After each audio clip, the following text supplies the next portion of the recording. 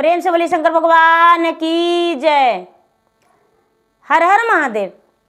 देवों का देव महादेव जी के चरण में प्रणाम करती हूँ, मेरा प्रणाम स्वीकार हो। माता गौरी पार्वती के चरण में प्रणाम करती हूँ, मेरा प्रणाम स्वीकार हो। गणपति ललनवा के चरण में प्रणाम करती हूँ, मेरा प्रणाम स्वीकार हो।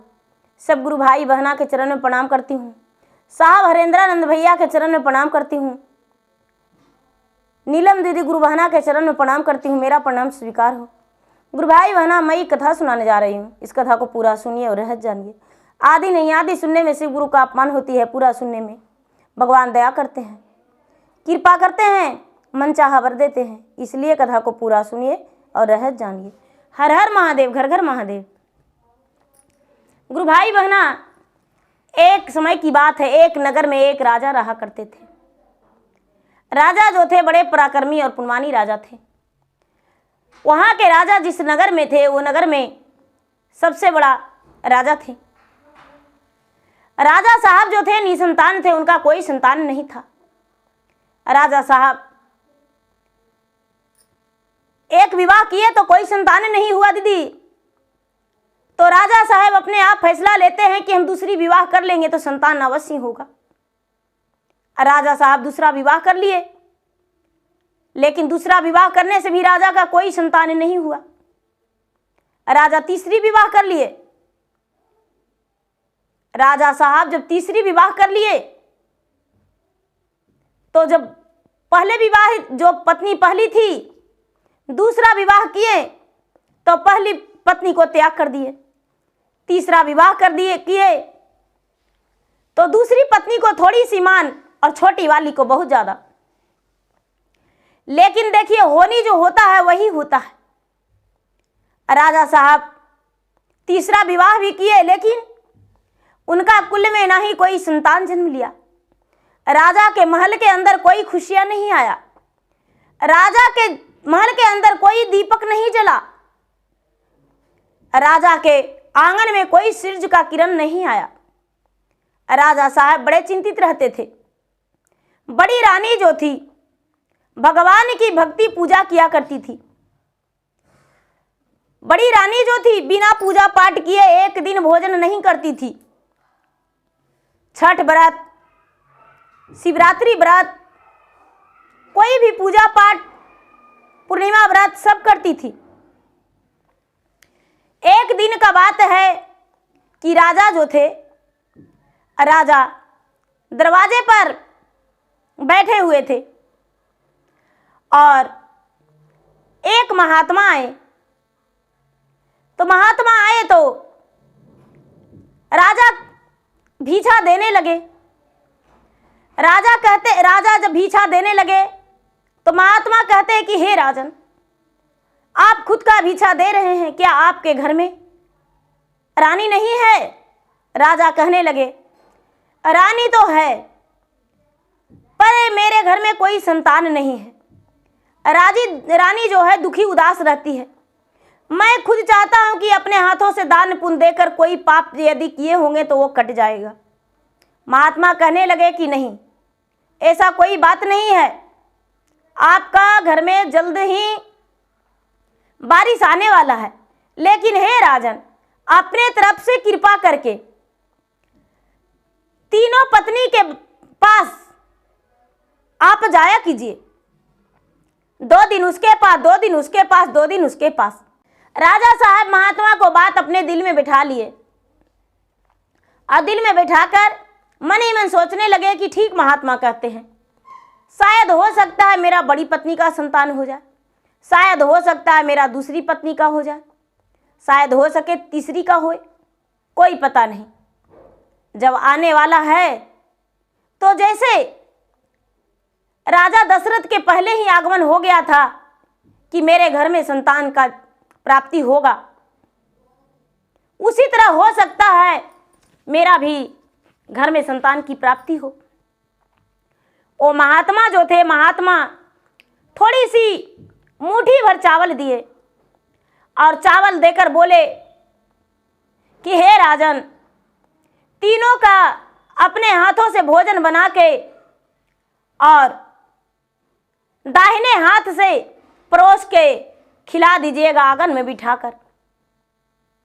राजा साहब उस चावल को ले लिए, बड़े प्रेम से आंगन में 1.25 हाथ धरती लिप दिए, वहीं पे जमीन को खोद दिए और जमीन को खोद के और वहाँ पे चूल्हा बना के हड़िया में चावल चढ़ा दिए। और सुबह सुबह के बेला में सबसे पहले राजा की जो प्यारी रानी छोटी थी उसे बोले कि हे रानी, मैं बड़े प्रेम से भोजन बनाया हूँ, प्रसाद के रूप में थोड़ी सी ग्रहण कर लीजिए। छोटी रानी कहती है, राजा साहब आपको दिखता नहीं, सुबह सुबह का समय है, अभी तो 16 श्रृंगार में सजे भी नहीं है, अभी तो हम रानी कहलाए लायक भी नहीं, भला हम कैसे आंगन में जाकर बैठकर भोजन करें।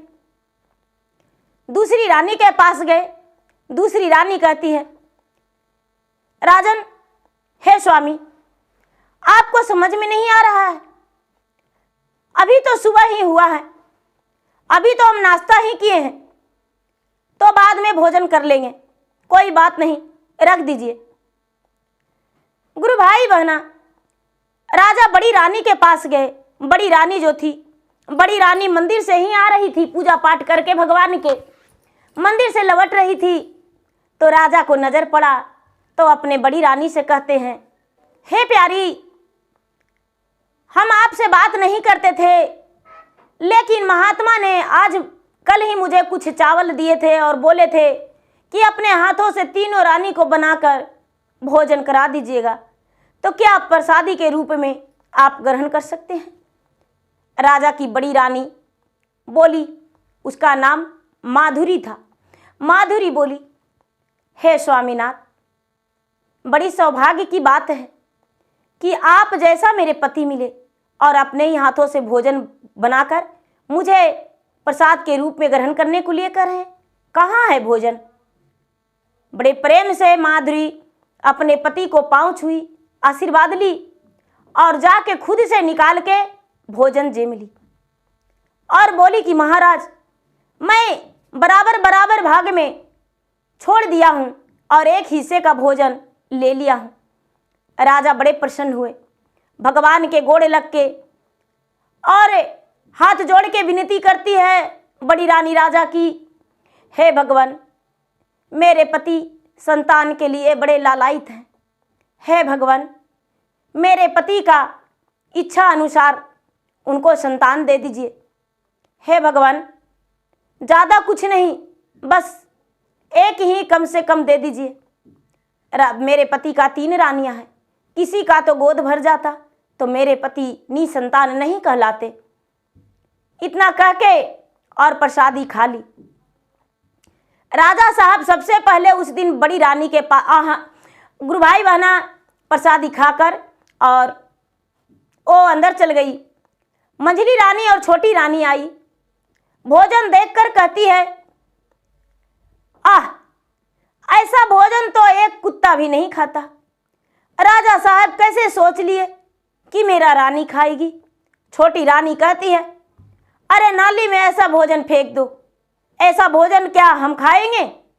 हम राजा घर की बेटियां, राजा घर की बहुएं और राजरानी हैं, हम राजमाता हैं, ऐसा भोजन हम कैसे खा सकते हैं।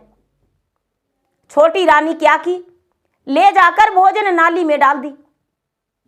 भगवान का अपमान बहुत बड़ा की, घोर अपमान की। कोई बात नहीं, राजा जो थे, राजा अपने नज़रों से देखे कि छोटी रानी मंझली रानी दोनों मिलकर नाली में भोजन डाल दी। राजा को थोड़ी सी समझ में आ गया, मेरा कदर कौन कर सकता है। छोटी रानी तो सुंदर ज़्यादा है, लेकिन आज तक मेरा पाँव नहीं छुई। मेरे बड़ी रानी जो है, बड़ी रानी कितनी अच्छी है। हे भगवान, मैं कितना अच्छे पत्नी को ठुकरा कर और इन्हें ले आया हूँ। खैर कोई बात नहीं। उस दिन बड़ी रानी के कमरे में राजा गए, पूरी रात बिताए। सवेरा हुआ, भोजन किए, अपने काम पे गए। 1 सप्ताह लगातार बड़ी रानी के कमरे में गए। अब छोटी रानी और मंझली रानी में दोनों में अनबन होने लगा। राजा साहब बड़ी रानी से प्यार करते हैं, राजा साहब बड़ी रानी को चाहने लगे। अब तो उसके दरवाजा पर खड़ी हो गई दोनों, आप उसके कमरे में नहीं जा सकते। अब राजा छोटी रानी और मंझली रानी के कमरे में जाने लगे, बड़ी रानी के कमरे में नहीं जाने लगे। धीरे धीरे समय व्यतीत हुआ, 3 से 4 महीना हो गया तो बड़ी रानी जो है अपने भगवान से कहती है कि हे भगवान, लगता है कि मेरा वो दिन आ गया जो खुशियाँ से भर जाएगा, महल फूलों से आंगन भर जाएगा, लोग परिवार मेरे घर में आएंगे। लगता है मैं माँ बनने वाला हूँ, मैं किससे बताऊँ, किससे कहूँ, मुझे समझ में नहीं आता है। भगवान से कह के मन ही मन रखने लगी।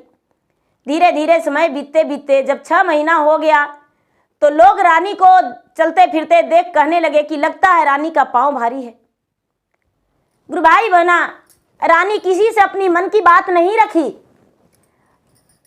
दाई जो थी, घर के दासी थी, नौकरानी, वो छोटी रानी से बोली कि रानी साहब, लगता है बड़ी रानी का पाँव भारी है, माँ बनने वाली है। छोटी रानी का तो चनका बून पड़ा। अरे ओ माँ कैसे बन सकती है, ऐसा नहीं हो सकता है, ओ माँ नहीं बनेगी। गुरु भाई बहना, अब क्या होता है, वो सच में देखती है कि बड़ी रानी माँ बनने वाली है। राजा को बताई, राजा साहब बड़ी रानी माँ बनने वाली है। बड़े खुशी का बात है। राजा के सामने खुशियों का बंटवारा कर दी, होठों पे मुस्कान ला दी, लेकिन अंदर ही अंदर उसका तो खौफ हो गया कि बड़ी रानी माँ बनने वाली है, बड़ी रानी को राजा प्यार करेंगे, अब मुझे त्याग देंगे। मंझली रानी है जो कहती है कि अरे सुनो, घबराने की कोई बात नहीं, अब वो इस घर में नहीं रहेगी, हम दोनों राज करेंगे। छोटी रानी कहती है कैसे, क्या हम मैके चल जाएं? तो नहीं, मैके नहीं जाएंगे, इसी घर में रहेंगे। क्या उसे घर से निकालने बोलेंगे तो राजा निकाल देंगे? तो हाँ, निकाल देंगे, चुपचाप रहो। गुरु भाई बहना, दोनों का मन में जलस होने लगा। राज पुरोहित को बुलवाई, अपने सिपाही से कहकर कि मेरे राज पुरोहित जो हैं उसे जाकर बोल दीजिए कि मेरे राजमहल में आएंगे और मुझसे मिलेंगे। राज पुरोहित आए। जो छोटी रानी थी बड़ी प्रकार के भोजन अपने हाथों से बनाई, और राज पुरोहित जो आए तो उसे बड़ी प्रकार के भोजन मिला खाने को लिए। राज पुरोहित भोजन खाकर बड़े प्रसन्न हो गए और कहने लगे कि हे रानी साहब, अपने महल के अंदर क्यों बुलाए? कहते हैं कि ये ब्राह्मण देवता, हम जानते हैं पुरोहित जी कि जो आपको राजमहल से दान मिलता है उससे आपको पेट नहीं भरता है। शायद आपको गांव गांव में भटकना पड़ता होगा भिक्षा मांगने के लिए, लेकिन आज से आपको भिक्षा नहीं मांगना पड़ेगा। राज पुरोहित कहने लगे कि कैसे और क्यों? राज पुरोहित जी, मेरा एक काम कर दीजिए। क्या? मेरा जो बड़ी रानी है वो गर्भवती है। राजा से आप जाकर बोलिए कि हे राजन, बड़ी रानी का औद्र से जो पुत्र जन्म लेगा उसको जब आप देखिएगा तो आपका मृत्यु हो जाएगा, पूरे नगर में अग्नि प्रवेश कर जाएगा, अग्नि लग पूरा आग प्रज्वलित हो जाएगा, धू धू करके पूरा नगर जल जाएगा, पूरे प्रजा त्राही त्राही करके मर जाएंगे। ये बात सुनकर राज पुरोहित कहते हैं नहीं छोटी रानी, माफ कीजिए, ऐसा बात हम नहीं कर सकते हैं। सोने का सिक्के मोहरा भरा हुआ लाकर दे दी रानी। बोली अब बोलिए पुरोहित जी। पुरोहित जी का तो मन गदगद हो गया। अब तुरंत ही तैयार हो गए। लालच बुरी बला, लालच से भरे हुए ब्राह्मण तुरंत राज दरबार में गए राजा जी के पास और राजा जी के पास बैठ गए, बड़े उदास मुंह सुखाए हुए। राजा साहब कहते हैं क्या बात है पुरोहित जी, बड़े उदास मन है, पुरोहित जी कहने लगे नम्रता से, हे राजा साहब, छोटी मुंह बड़ी बात, क्या बताऊं, कहने में तो मुझे डर लगता है। मैं आपको बताऊं या नहीं बताऊं, मुझे समझ में नहीं आ रहा है, मैं आपको कैसे बताऊं। राजा साहब बोले, अरे जो भी बात है वो कहिए, क्या बात है, मुझे डर लग रहा है। क्या कोई राजा मेरे राज में आक्रमण करने वाला है? नहीं राजा साहब। राजा साहब, आपकी बड़ी रानी गर्भवती है, आपका बड़ी रानी का ओद्र से पुत्र जन्म लेगा, और वो पुत्र जन्म लेते ही आपके राज विनाश हो जाएगा, आपका नजर पड़ेगा और आप मर जाएंगे, आपका राज में आग लग जाएगा, पूरे राज जल जाएगा, पूरे प्रजा जो है तड़प तड़प के मर जाएंगे, कोई नहीं बचेगा। ये बात सुनकर राजा जो थे, राजा कांप उठे और कहते हैं इसका कोई तोड़ नहीं है। तोड़ राजा साहब, आप अपने बड़ी रानी को त्याग कर दीजिए, जैसे श्री रामचंद्र माता सीता को त्याग किए थे, ठीक उसी तरह आपको त्याग करना पड़ेगा, जीवन में कभी उसे मत स्वीकारिएगा। राजा साहब बड़ी प्यार करने लगे थे राजा रानी से। अब सोचते हैं कि हे भगवान, मैं कैसे इसे त्याग करूं। राजा साहब आप प्रतिदिन बड़ी रानी के पास जाने लगे और बड़ी रानी को इतना प्यार दिए, इतना प्यार दिए कि बड़ी रानी जो थी राजा पे बड़ी खुश हो गई। एक दिन बड़ी रानी से कहते हैं राजा, हे प्राण प्रिय, हम आपसे कुछ कहना चाहते हैं, आप मेरा बात सुनेंगे?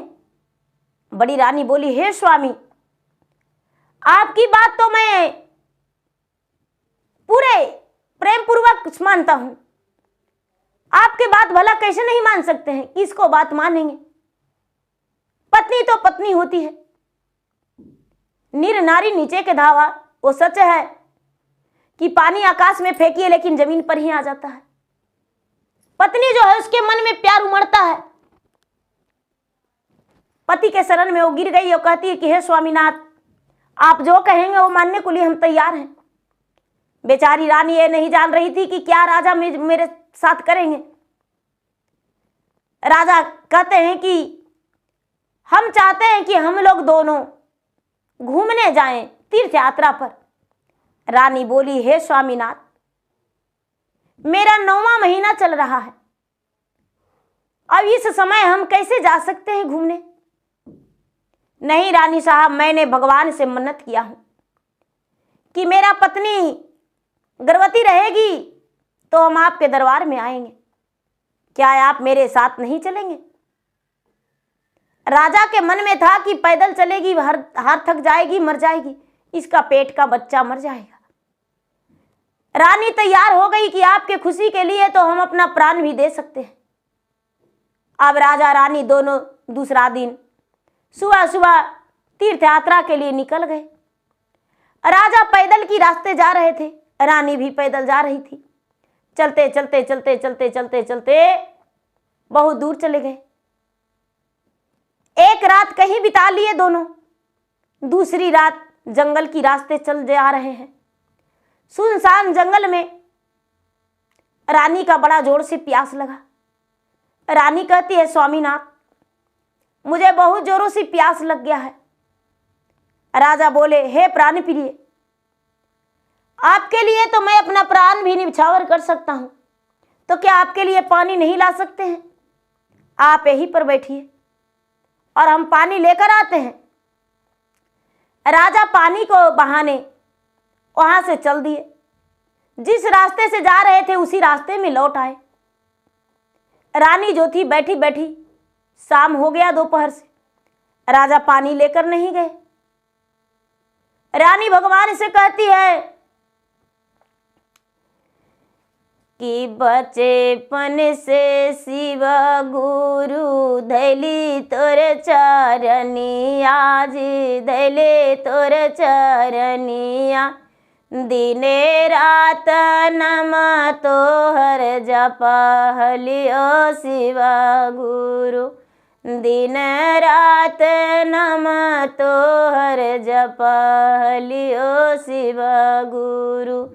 स्वामी मोरा गएला न पनिया लावन के, पनिया लावन के। लवटी के नहीं वो अलन शिव गुरु।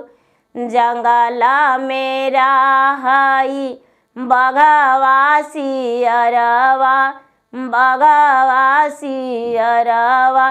मोटे मोटे रहे आज गरवा मेरे शिव गुरु।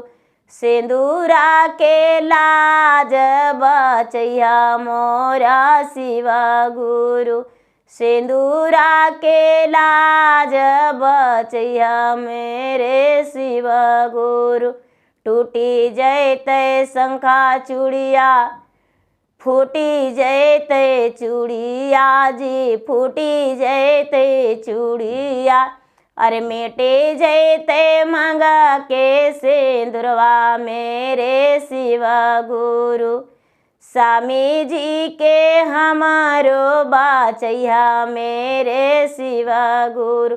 भगवान से प्रार्थना करी कि हे भगवान, मेरे पति जो हैं बड़े सुकुमार हैं, बड़े अच्छे हैं, मुझे तीर्थ यात्रा पर ले जा रहे थे, पानी लाने गए, अभी तक नहीं लौटे भगवान जी। आखिर क्या कारण हो सकता है भगवान? मेरा सिंदूर भरा हुआ मांग रखिए, मेरा कलाइयां में चूड़ी शंखा अमर कर दीजिए। हे भगवान, मैं अपना शरीर को परवाह नहीं कर रहा हूं, लेकिन मेरा पति को अमर कर दीजिए भगवान। हे भगवान, अब भगवान से प्रार्थना कर रही है गुरु भाई बहना, लेकिन पति तो पत्नी को त्याग करके राजमहल के ओर लौट गए थे। राजमहल के ओर लौट गए। पत्नी बेचारी, दोपहर से शाम हो गई, शाम से आधी रात, आधी रात से सवेरा। अब तो भूखे प्यासे उसको तड़प, इतना तड़प लग रहा था कि अब वो चलने नहीं पा रही थी। एक तो गर्भवती थी और दूसरे में भूखी प्यासी। अब रानी जो थी बेचारी चलने लगी, माधुरी आगे का और पानी ढूंढने के लिए। चलते चलते चलते चलते चलते चलते एक आश्रम मिला, सन्यासी आश्रम मिला। वहां पर बहुत सारे लोग रहते थे। वहां पर छोटे छोटे बच्चा गुरु ज्ञान लेने के लिए रहते थे। अब उसी आश्रम में अचानक माधुरी पहुंची। और दीदी जब माधुरी पहुंची तो गुरु महाराज देखे तो वहां कहते हैं कि अरे इस सुनसान जंगल में तुम कहां से आई हो इस अवस्था में? आखिर तू कौन हो? देखने में तो लग रही हो कि कोई राजघराने की बेटी और राजघराने की बहू। कौन हो तुम? हाथ जोड़ के विनती से कहती है कि हे बाबा, यदि जगह देना है तो मुझे दे दीजिए, नहीं तो लोटा भर पानी पिला के मुझे यहां से चला दीजिए, लेकिन मेरे कुल और नाम का पता मत पूछिए। बाबा सोचते हैं कि हे भगवान, ये दुखियारी के साथ कोई अनर्थ हुआ है। लोटे भर पानी देकर उसे पिलाए, भोजन दिए और बोले, पुत्री आज से तू मेरा पुत्री हो और मैं तुम्हारे पिता हूं, इसी आश्रम में तू रहेगी। ये बात सुनकर माधुरी जो थी उसका दिल में आनंद हो गया और वहीं रहने लगी। पूरे वहां पर के काम करने लगी। धीरे धीरे 9वां महीना पूरा हो गया। 9वां महीना 9 दिन 10 घंटे के बाद उसका ओद्र से एक सुंदर सा पुत्र जन्म लिया। सुंदर सा पुत्र जन्म लिया तो उसका नाम करण जो माधुरी करवाई तो नामकरण में बालवीर निकला। उस पुत्र का नाम बालवीर रखा गया। अब रानी के एक छोटा सा नन्हा सा प्यारा सा बच्चा हो गया। अब आश्रम में वो रहती थी, अब आश्रम के काम करती थी, भोजन बनाती थी। जो सन्यासी बाबा थे आश्रम में, गुरु बाबा थे, वो जाके इधर उधर से मांग कर लाते थे, वहां के लोग भी लाते थे भिक्षा, सबको भोजन वो बनाती थी माधुरी, और अपना बच्चे के भी कर्तव्य पाल कर रही थी। धीरे धीरे समय बीत रहा था। वो बच्चा 1 वर्ष का हुआ, 2 वर्ष का हुआ, 3 वर्ष का हुआ, 4 वर्ष का, 5 वर्ष का। बच्चन के साथ खेलने लगा। बच्चन पूछने लगा कि भाई तुम्हारा पिता का नाम क्या है? माता तो माधुरी है, तुम्हारा नाम बालवीर है, लेकिन तुम्हारा पिता का नाम क्या है? माधुरी ने बता रखी थी कि तुम्हारे पिता जो हैं यही बाबा हैं, धर्म का पिता है, मेरे पिता और तुम्हारा पिता। बालवीर बताने लगा कि वो मेरे पिताजी हैं। तो सारी बच्चों ने बोला तुम्हारे माता भी उसी को पिता बोलती है, और तुम्हारा पिता कैसे हो सकते हैं? नहीं, शायद तू नाजायज बच्चा है। ये बात सुनकर जिसे पाता उसे बालवीर तमाचा जड़ दिया करता था। बड़ा नटखट, बड़ा तेज बच्चा निकला। जो बाबा थे, बाबा उसे कला विद्या भी सिखाने लगे। अब धीरे धीरे धीरे धीरे समय हुआ। बार बार बेचारी माधुरी टाल देती थी। पिता के नाम लेने के जब पूछता था बच्चा तो बेचारी कहती थी कि बता देंगे बाद में, समय आने पर बता देंगे। बड़े धीमी आवाज में मीठी बातें करती थी। बच्चा को भी लगता है कोई तो कारण है जो मां नहीं बता पाती है। धीरे धीरे समय बीता।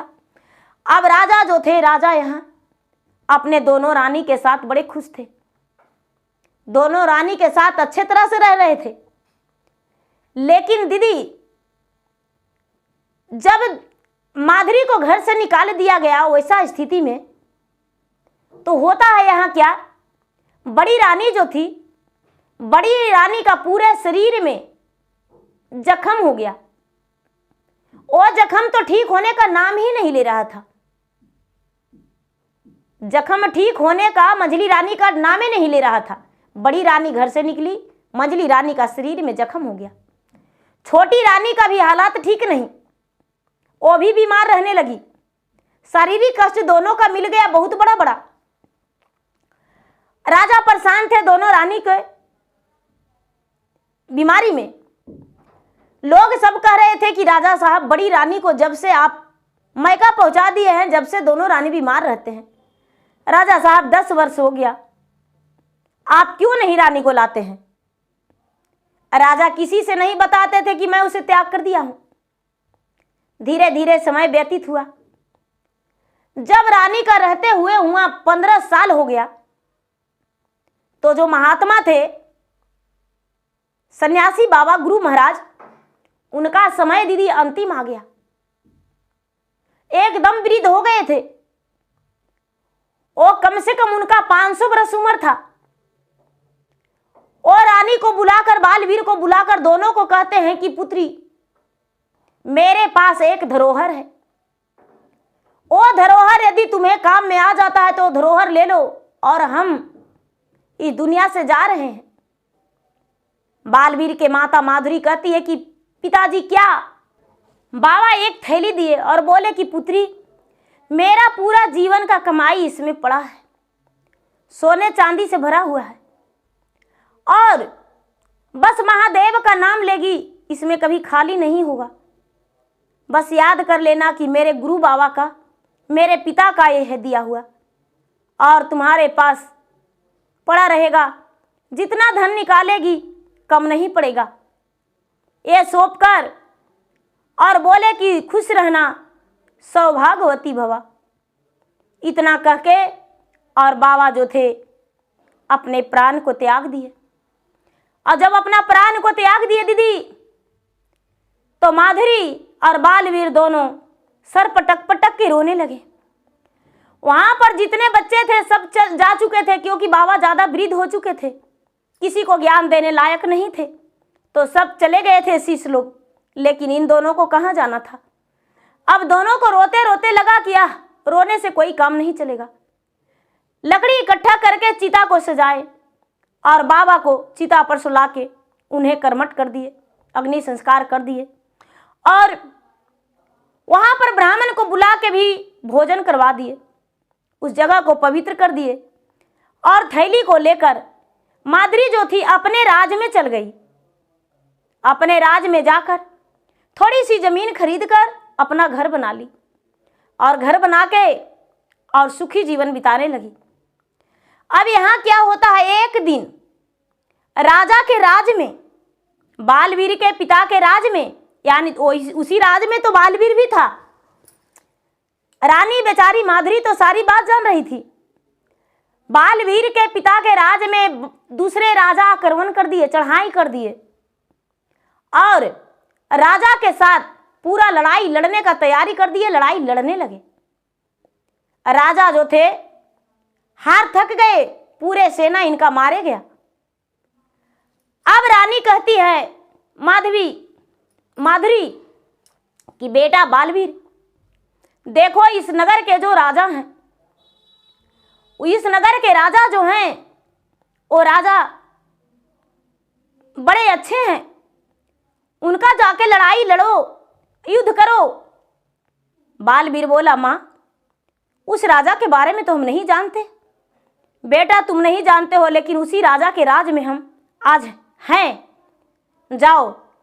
मानता ने उसी थैली से बाबा के नाम आराधना करके एक तीर धनुष निकाली और तीर निकाल के बांध दी और बोली कि बेटा इससे तुम मारोगे तो 1000 व्यक्ति भी रहेंगे तो एक ही बार ढेर पड़ जाएंगे, जाओ।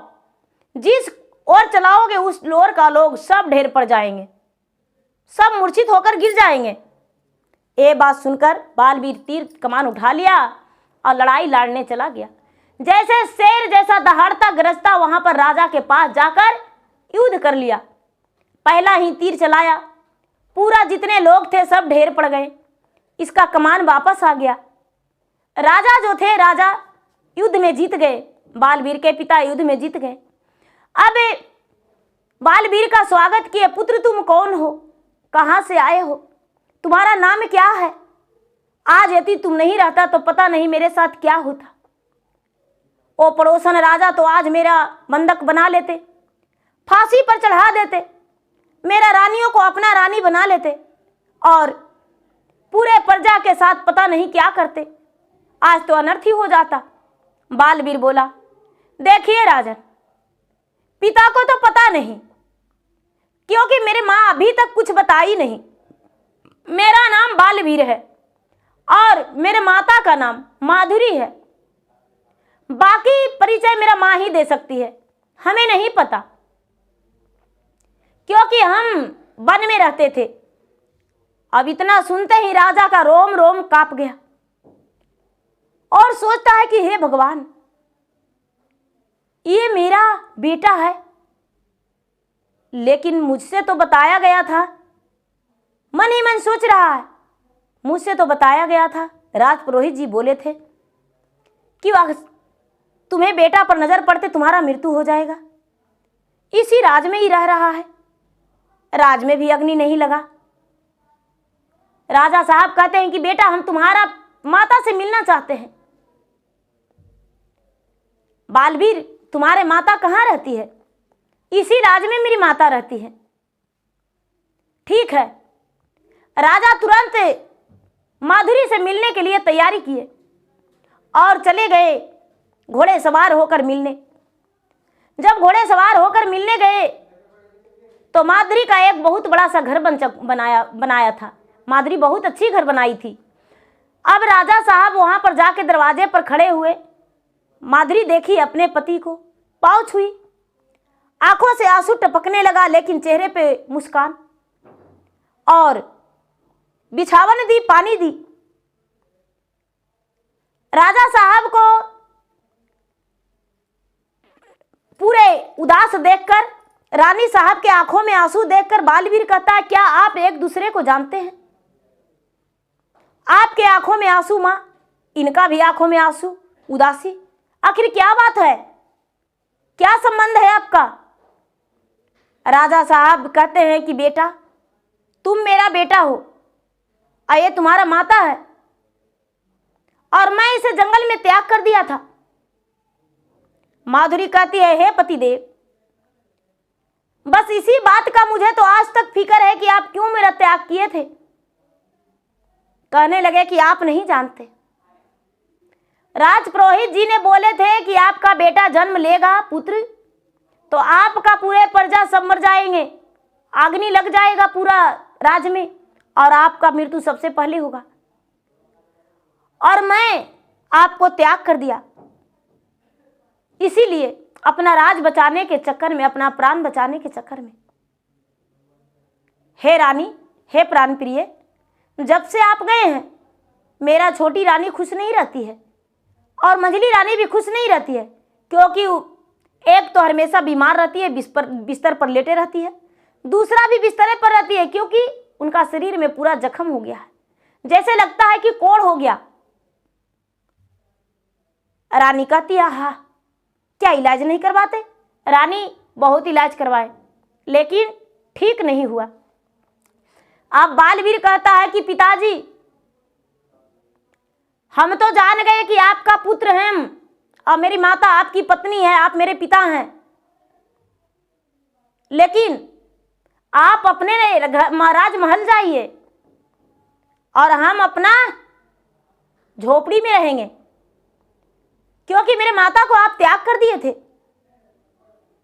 राजा साहब हाथ जोड़कर विनती करके कहने लगे कि नहीं, अपना प्यारी पत्नी को राजमहल के अंदर ले जाएंगे। रानी कहती है कि हे राजन, हे स्वामी, आपका वचन मेरे सलाखों ऊपर, लेकिन एक ही बात पर, आप अपने कंधे लगाकर मेरा डोली ले जाएंगे घर तक, उसके बाद ही आपके घर में हम प्रवेश करेंगे। राजा सुनने में देर किए लेकिन तैयारी करने में देर नहीं किए, तनिक भी देर नहीं किए। राजा साहब तुरंत डोली का हार ले आए, एक तरफ अपना कंधा लगा दिए, रानी को राज रानी वाला कपड़ा दे दिए, 16 सिंगार 32 तरह के आभूषण दे दिए।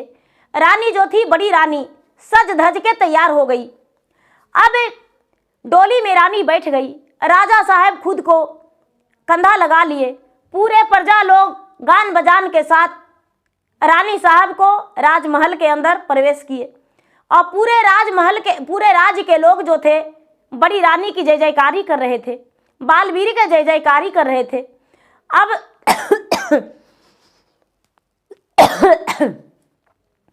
दीदी बालवीर के जय जयकारी कर रहे थे और जय जयकारी करते राजमहल के अंदर गए। बड़ी रानी जो थी राजमहल के अंदर गई, बालवीर भी राजमहल के अंदर गया। आंगन में जब खड़ी हुई तब कहती है कि हे स्वामीनाथ, ये जानते हैं कि समय का दोष होता है, लेकिन जरा वो ब्राह्मण को बुला दीजिए जो ब्राह्मण आपको ऐसा बोले थे। राजा साहब तनिक भी देर नहीं किए और ब्राह्मण को बुलाने चले गए। दीदी ब्राह्मण को जब बुलाए तो ब्राह्मण को बड़े अच्छे से बड़ी रानी सुंदर सा कुर्सी दी और सोना से भरा सिक्के थैली में भर के दी और बोली कि लीजिए ब्राह्मण देवता, लीजिए आपके परवरिश के लिए, क्योंकि यही मिला होगा ना आपको, छोटी रानी और मंझली रानी यही दी होगी ना, तो लीजिए आज भी हम दे रहे हैं।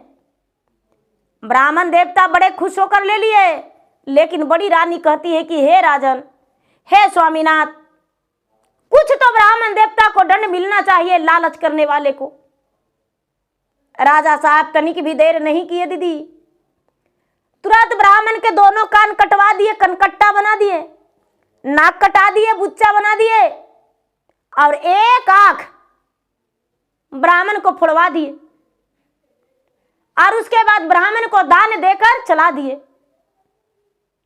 जो रानी थी दू रानी, दोनों रानी को राजा उसी महल में राज वस्त्र खोलाकर एक नौकरानी का कपड़ा पहना दिया गया और जो बड़ी रानी थी राजमाता बन गई और छोटी रानी मंझली रानी घर की दासी बन गई और दासी बन के उसी घर में रहने लगी। राजा छोटी रानी मंझली रानी से बात नहीं करने लगे, बड़ी रानी के साथ हर खुशियां हर दुख सुख बांटने लगे। अब एक ही राजमहल के अंदर रहने लगे, लेकिन बड़ी रानी मंझली रानी नौकरानी बन के दीदी और जो बड़ी रानी थी वो महारानी बन के उसी राजमहल के अंदर रहने लगी। धीरे धीरे समय बीता, बालवीर का भी ब्याह हो गया, उनकी भी पत्नी आ गई और उस घर में खुशियां ही खुशियां।